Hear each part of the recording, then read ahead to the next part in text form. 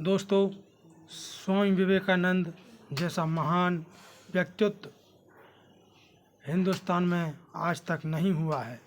चलो देखते हैं उनके इस महान व्यक्तित्व की पूरी विकास गाथा। उठो, जागो, लक्ष्य प्राप्ति तक रुको नहीं।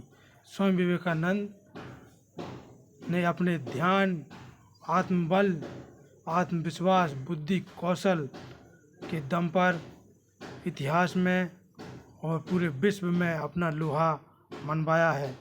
उन्हीं के द्वारा रचित और उद्धृत ध्यान तथा उसकी पद्धतियाँ, इस किताब के माध्यम से हम ध्यान की कुछ विशेष विधाओं के बारे में चर्चा करेंगे। हम कहा करते हैं, काश हम उन्हें जान जाते। हम में से अधिकांश पहले से ही यह मानकर चलते हैं कि यदि कोई महान आध्यात्मिक गुरु मिले तो हम उसे पहचानने के योग्य होंगे। क्या हम ऐसा कर पाएंगे? संभवतः हम स्वयं को ही बहलावे से प्रसन्न करते हैं।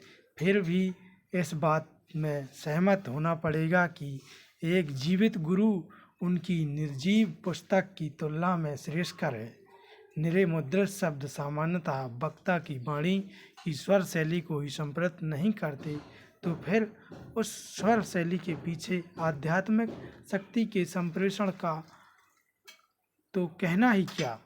परंतु विवेकानंद असाधारण अपवादों में से एक हैं। उनके मुद्रित शब्दों को पढ़ते हुए हम उनकी स्वर शैली को कुछ अंशों में समझ सकते हैं और यहाँ तक कि उनकी शक्ति से संपर्क बोध का अनुभव भी कर सकते हैं। ऐसा क्यों है? शायद इसलिए कि इन शिक्षाओं में से अधिकतर मूलतः उनके द्वारा लिखी नहीं गई, परंतु उनके द्वारा उच्चारित हुई हैं। उनमें वाणी की अनौपचारिकता तथा आग्रह है। इसके अतिरिक्त विवेकानंद ऐसी भाषा बोलते हैं जिसे हम समझ सकें, परंतु इसके बावजूद जो अद्वितीय रूप से उनकी अपनी विवेकानंद अंग्रेजी है, वह है अनूठे प्रकार से गढ़े शब्दों तथा विस्फोटक उद्गारों का चमत्कारपूर्ण शक्तिशाली वाक्य व्यवहार। 75 वर्ष बाद अब भी यह हमारे लिए उनके व्यक्तित्व का पुनर्निर्माण करता है। स्वामी चेतनानंद ने हमारे समक्ष मानो स्वामी विवेकानंद को व्यक्तिगत रूप से इसलिए ला दिया कि ध्यान कैसे करें। उनकी साहित्यिक रचनाओं से संग्रहित ये संक्षिप्त स्वयंपूर्ण उद्धरण यह बताते हैं कि धर्म क्या है, यह हमारे लिए जीवनप्रद संबंध बनाने वाला क्यों है तथा इसे अपने जीवन का अंग बनाने के लिए क्यों हमें इसका अभ्यास अवश्य करना ही होगा। इस पुस्तक को शुरू करने से अंत तक एक साथ पढ़ने की शीघ्रता न करिए। एक उद्धरण लीजिए और इसके बारे में पूर्ण दिवस या पूर्ण सप्ताह भर विचार कीजिए। ऐसा आदेश कुछ ही शब्दों का परंतु अनंत अनुबोध की मांग करता है। स्वामी विवेकानंद की स्पष्टवादिता व्यग्र कर देने वाली है। वे पुराने भारतीय विज्ञापनों के अंकल सैम की तरह अपनी अंगुली सीधे आपकी ओर करते हैं। आप यह दिखावा भी नहीं कर सकते कि किसी अन्य से बात कर रहे हैं। उनका आशय आपसे है और बेहतरी इसी में है कि आप सुने। स्वामी विवेकानंद कहते हैं कि बेहतरी इसी में है कि आप सुने, क्योंकि आप नहीं जानते कि आप कौन हैं। आप कल्पना करते हैं कि मैं श्रीमती या कुमारी जोन्स हूँ। यही आपकी मूलभूत विघातक गलती है। स्वयं के बारे में आपका मत भी, चाहे वह श्रेष्ठ हो या ओछा, गलत है, परंतु यह बात भी गौण महत्व की है कि आप चाहे सम्राट की तरह जीवन भर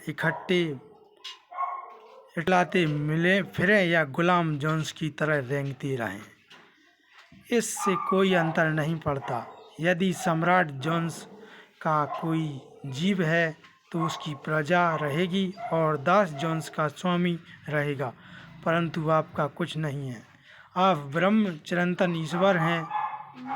जहाँ भी दृष्टि डालें आप उस ब्रह्म को छोड़कर कुछ नहीं देखते, जो लाखों ऐसे छद्म रूपों को धारण किए हुए हैं, जिनके नाम आपके ही नाम जितने बेतुके हैं, जैसे कि जोन्स, जुआरेज, जिन्ना, जुंग, जोको, जानवियर, जगताई, जवालोचोव इत्यादि। इन नामों का एक ही अर्थ है, मैं वह नहीं हूँ जो आप हैं। क्योंकि आप अज्ञान में रहते हैं, इसलिए आप नहीं जानते कि आप कौन हैं। अनेक अवसरों पर यह अज्ञान सुखद लग सकता है, परंतु यह तो अनिवार्यतः बंधन की अवस्था है। अतः यह दुख है। आपके दुख का प्रादुर्भाव इसी कारण होता है कि जोन्स रूपी जोन्स को तो मरना ही है, जबकि ब्रह्म शाश्वत है और वह जोन्स रूपी जोन्स तो जुआरे, जिन्ना तथा अन्य सभी से भिन्न है, जबकि उन सभी में विराजमान ब्रह्म एक ही है। जोन्स को पृथकता के भ्रम के कारण ही भिन्न प्रतीत होने वाले अपने इर्द गिर्द के जीवों के प्रति ईर्ष्या, द्वेष या भय जैसे भावों का संताप सहना पड़ता है, या फिर वह इच्छा या मोहवश उनमें से कुछ के प्रति आकर्षण का अनुभव करता है और उन्हें प्राप्त करने या उनसे पूर्णतः एकाकार न हो सकने के कारण संताप रहता है।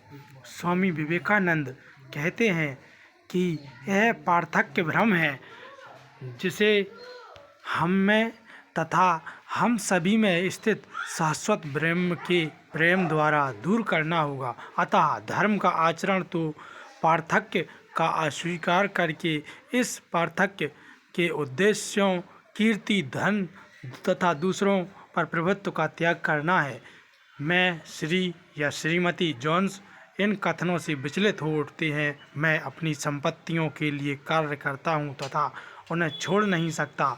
मुझे जोन्स होने पर गर्व है तथा मुझे जोवालोचोव होने में घृणा होगी। इसके अतिरिक्त मैं उस पर संदेह करता हूँ कि वह मेरी संपत्तियों को मुझसे हड़पने की योजना बना रहा है। और अब मैं कोई पुराना जोन्स थोड़े ही हूँ, अब तो मैं प्रसिद्ध विशेष जोन्स हूँ। अतः अब मैं स्वयं को सर्वव्यापी या व्यक्ति निर्व्यक्तिक सत्ता ब्रह्म सोचने के लिए अनिच्छुक हूँ। मैं प्रेम शब्द को पूर्ण रूपेण अनुमोदित करता हूँ, परंतु मेरे लिए प्रेम का अर्थ जैन या जोन्स, स्त्री या पुरुष है तथा वही मेरी संपत्तियों में सर्वोपरि प्रिय है, जिसे मैं स्वयं से अनन्य रूप से आत्मीय हृदय निधि सोच सकता हूँ। दूसरी ओर मेरा विवेक मुझे स्वामी विवेकानंद की शिक्षाओं को अस्वीकार न करने की सलाह देता है। मेरा वास्तविक असमंजस इस स्वीकृति में है कि वे जो कहते हैं वह आंशिक रूप से सत्य है। जब मैं भविष्य के बारे में सोचता हूँ तो मैं निश्चित ही तनावपूर्ण तथा हतोत्साहित हो जाता हूँ। मेरे डॉक्टरों ने मुझे उपशामक औषधियों का निर्देश दिया है, परंतु वे मुझे निश्चेष्ट अपितु केवल सुस्त तथा निर्दयलु ही बनाती हैं। अतः क्यों ना प्रतिदिन कुछ मिनट इस ध्यान को समर्पित करें। सचमुच यह एक प्रकार का बीमा है। मैं इस अंधविश्वासपूर्ण आशा में अस्पताल बीमा निकलवा लेता हूँ कि यह सदा के लिए मुझे अस्पताल जाने से बचा लेगा। तो क्यों ना विवेकानंद बीमे को इस आशा में निकलवा लें कि किसी प्रकार यह जोन्स को मरने या उसे अपना व्यक्तित्व खोने से बचा लेगा। स्वामी विवेकानंद कृपापूर्ण हास्य सहित कहते हैं, बहुत अच्छा, चाहे यह गलत कारण के लिए ही हो, पर किसी भी प्रकार से प्रारंभ तो करो। वे अनवरत, सुविनोदपूर्ण तथा धैर्यवान हैं। वे हमें कभी निराश नहीं करते, क्योंकि वे जानते हैं तथा अपरोक्ष अनुभूति की पक्की निश्चितता सहित जानते हैं कि हमारा वास्तविक स्वरूप ब्रह्म धीरे धीरे हमें अपनी ओर आकृष्ट कर लेगा। अतः इन छोटी मोटी पथ भ्रष्टताओं, इन अस्पर्धाओं पर ध्यान मत दो। आदर्श को 1000 बार धारण किए रहो, और यदि तुम 1000 बार असफल रहो तो पुनः प्रयत्न करो। आत्मा के समक्ष अनंत जीवन है, चाहे जितना समय लो, अंत में आप लक्ष्य प्राप्त करोगे। यह बात कुछ अधिक ही पुनर्विश्वास, कुछ ज़्यादा ही सांत्वना देती है। क्या वे हमारा मजाक उड़ा रहे हैं? नहीं भी और हाँ भी। वे जो कुछ कहते हैं अर्थपूर्ण कहते हैं, परंतु वे पुनर्जन्म के सिद्धांत के अनुसार कह रहे हैं। जब वे कहते हैं कि हम जितना भी समय ले सकते हैं, तो उनके कहने का तात्पर्य है कि हम और भी हजारों जन्म तो अभिज्ञा के बंधन में पुनरपि जन्म पुनरपि स्मरणम के चक्कर में रहने को अब तक स्वतंत्र हैं, जब तक हम अपनी पृथकता से पूरी तरह उब कर इसका अंत करने के लिए गंभीरता पूर्वक दृढ़ संकल्प ना हो। यदि आप स्वामी विवेकानंद के शब्दों को पुनर्विश्वासदायक पाते हैं तो देखिए, हमारे पर भी ही चुटकुला बन जाएगा। परंतु इस वर्तमान जीवन काल के बारे में क्या कहें? स्वामी विवेकानंद ने एक बार टिप्पणी की, धर्म जीवन के अभ्यास के प्रयत्न में 80% लोग धोखेबाज बन जाते हैं तथा लगभग 15% पागल हो जाते हैं। केवल बाकी बचे हुए 5% ही अनंत सत्य की अपरोक्ष अनुभूति प्राप्त करते हैं। क्या यह बात आपको आघात पहुंचाती है?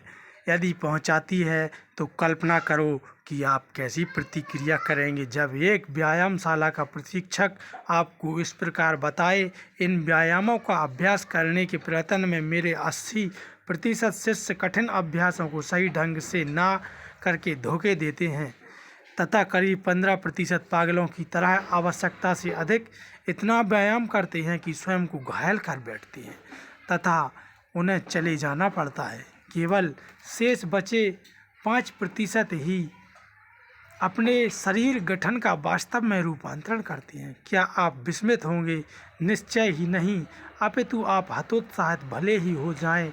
आप तो अपनी दुर्बलता को पहचानते हुए व्यायामशाला में नाम बिल्कुल ना लिखाना का ही निर्णय ले सकते हैं, परंतु हमारे दुर्बल, अनाध्यात्मिक तथा अयोग्य होने के दावे से बढ़कर अकर्मण्यता का दयनीय बहाना और कोई नहीं हो सकता। जब हम ऐसा दावा करते हैं तो स्वामी विवेकानंद हम पर गरजते हुए कहते हैं कि तुम भेड़ नहीं सिंह हो, जॉन्स नहीं ब्रह्म हो। तब वे पुनः सौम्य होकर हमें कम से कम कुछ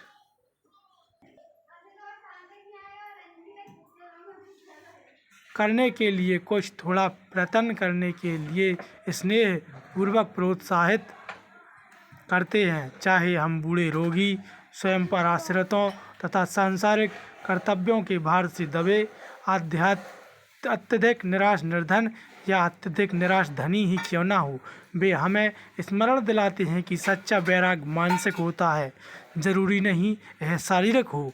हमें अपने पति और पत्नियों का परित्याग करने तथा अपने बच्चों को घर से बाहर कर देने की आवश्यकता नहीं है।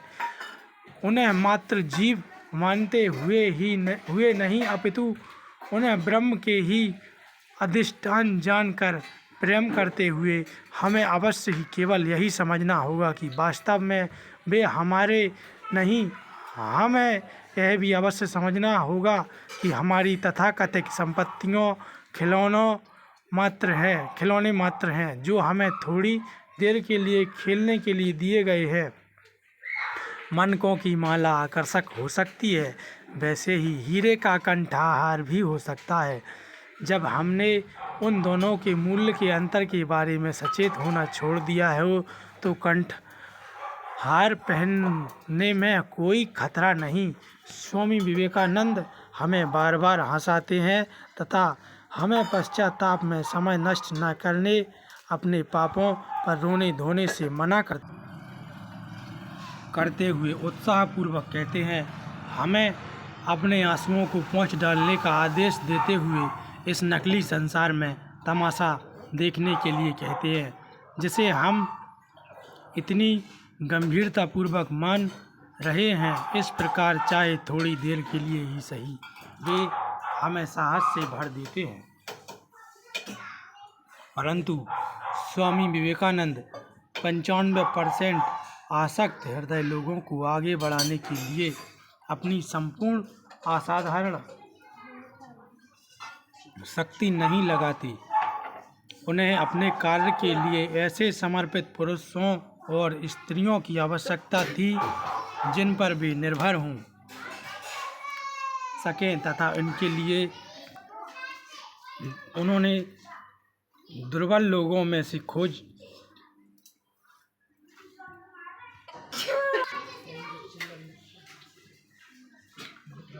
उन्हें अपने कार्य करने के लिए ऐसे समर्पित पुरुषों तथा स्त्रियों की आवश्यकता थी जिन पर वे निर्भर हो सके तथा उनके लिए उन्होंने दुर्बल लोगों में से खोज नहीं की।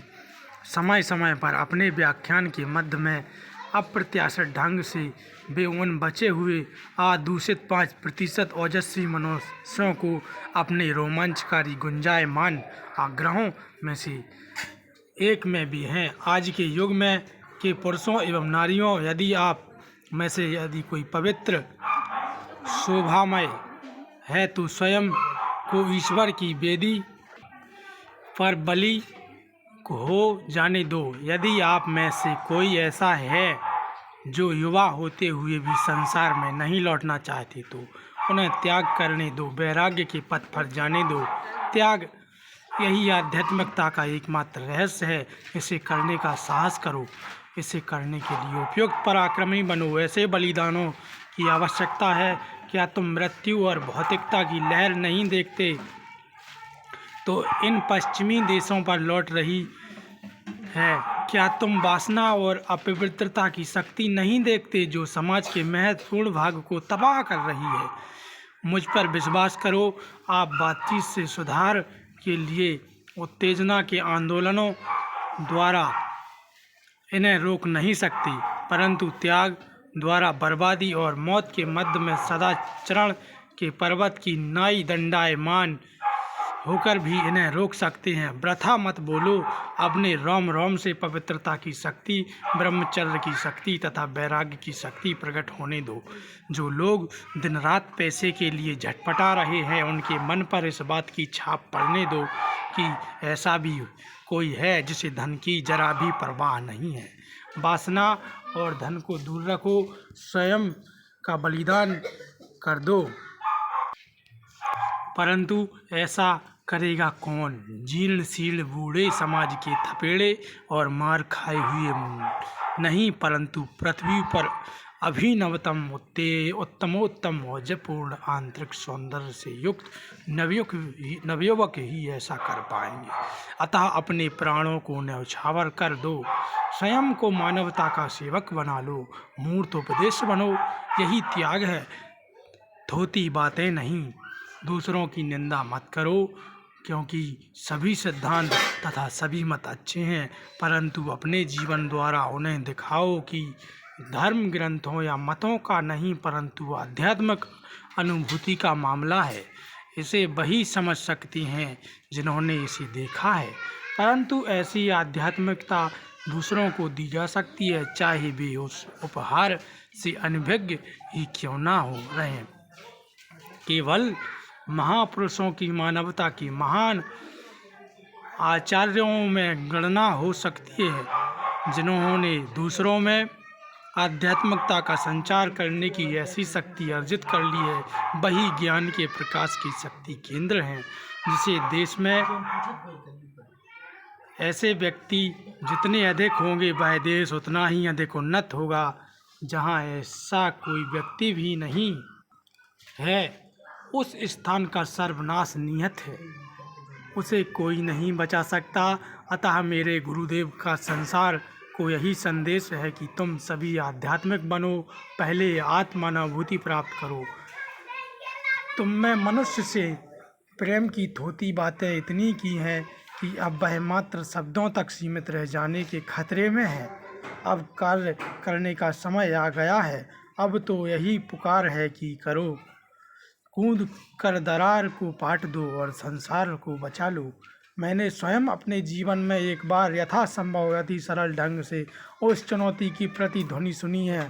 धार्मिक प्रसंगों की चर्चा के लिए कुछ व्यक्तियों का समूह झूठा था। उपस्थिति मंडली में से अनेक ने भगवान के बारे में वांगितापूर्ण लंबे चौड़े व्याख्यान दिए।